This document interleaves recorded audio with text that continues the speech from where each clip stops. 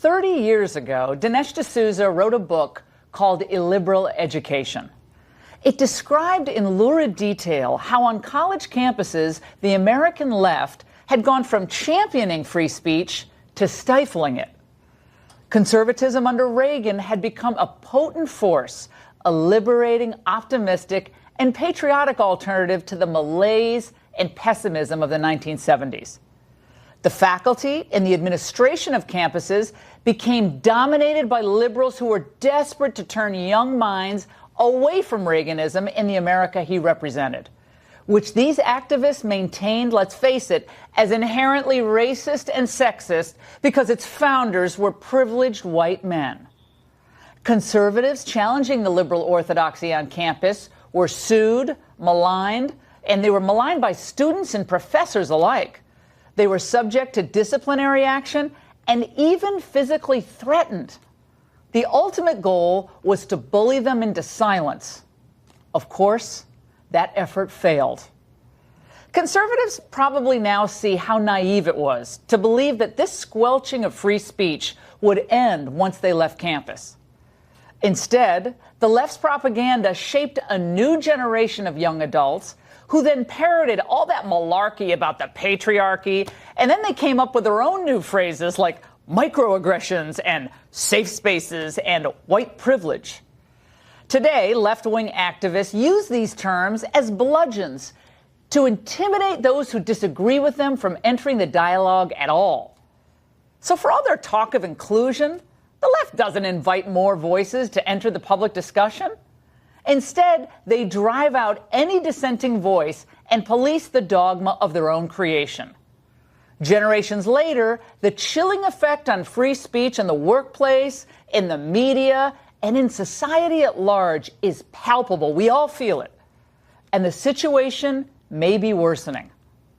A Brookings Institution survey was released last fall of college students' attitudes toward free speech on campus was really depressing.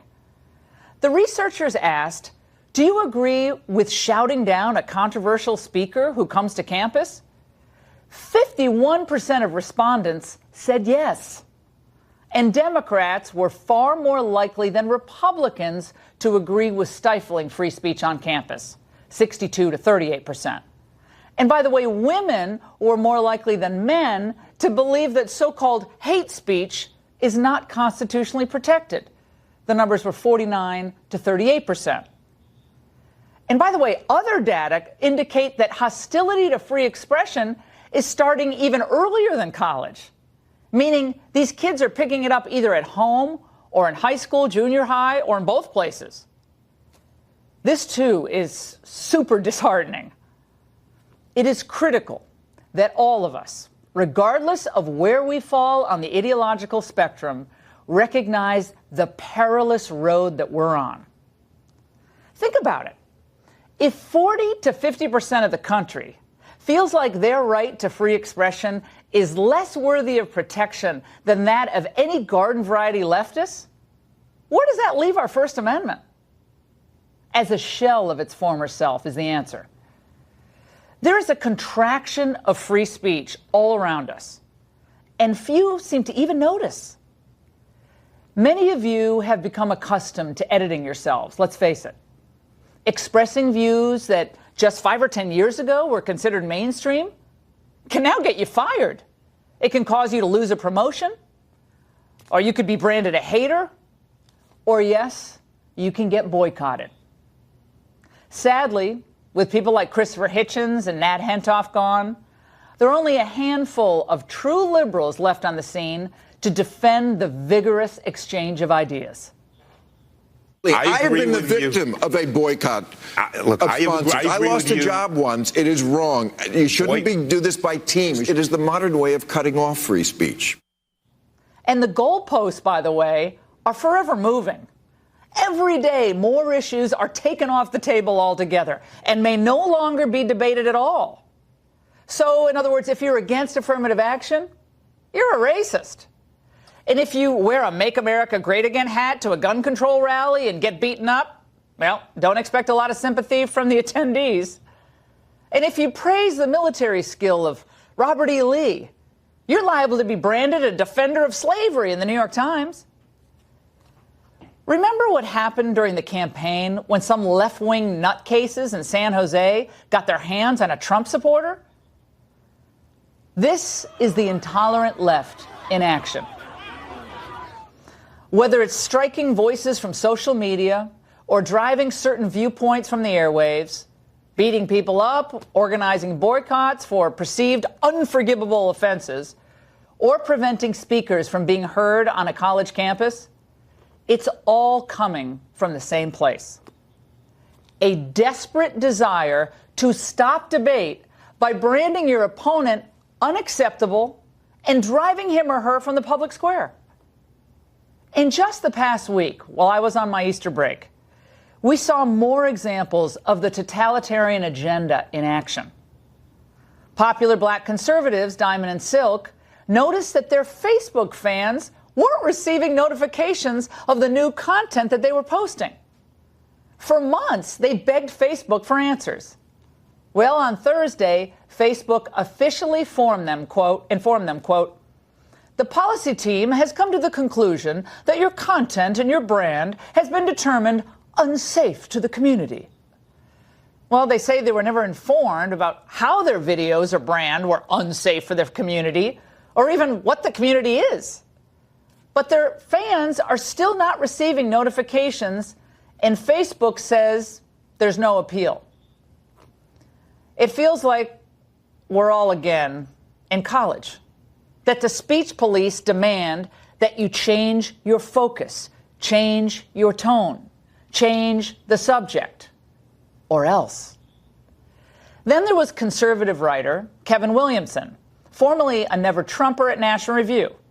He was hired in March by The Atlantic to great fanfare. Well, that all changed last Wednesday when the Soros-funded Media Matters dug up an old podcast where Williamson described abortion as homicide, and he suggested that it should be treated like any other crime, up to and including hanging. That's pretty rough stuff, but so is abortion.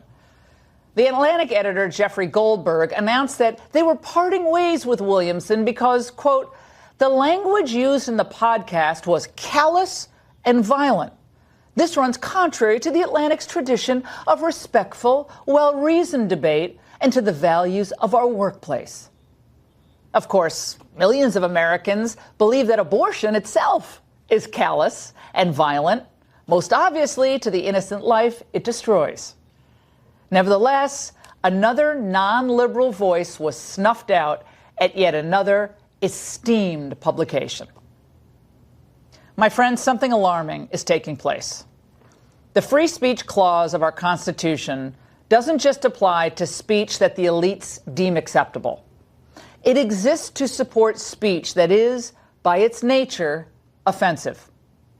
Offensive to people in power, offensive at times to lawmakers, offensive to Facebook, and even offensive to the cool crowd that thinks abortion is just a sacred right, and that Trump himself is a dangerous dictator.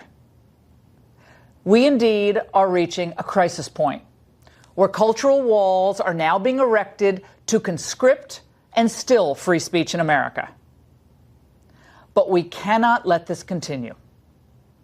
At the end of tonight's show, I'm going to be announcing my response to this dangerous epidemic and what this show will do in the coming weeks to expose the perpetrators, their tactics, their major players, and their funders. Their efforts are Stalinist, pure and simple. Their objective is a total transformation of American society, not through rational discourse and open debate, but through personal demonization and silencing. True liberals and conservatives should defend the freedom of speech anywhere and everywhere, because the tables can turn very quickly. Today, it's conservatives being targeted, but tomorrow, it could be left-of-center voices as well. I say, let the debate continue. What the speech czars don't seem to appreciate is that there are as many, or if not more, of us than there are of them. And we will never relent. And we will never give in. Never. And that's the angle. Joining us now.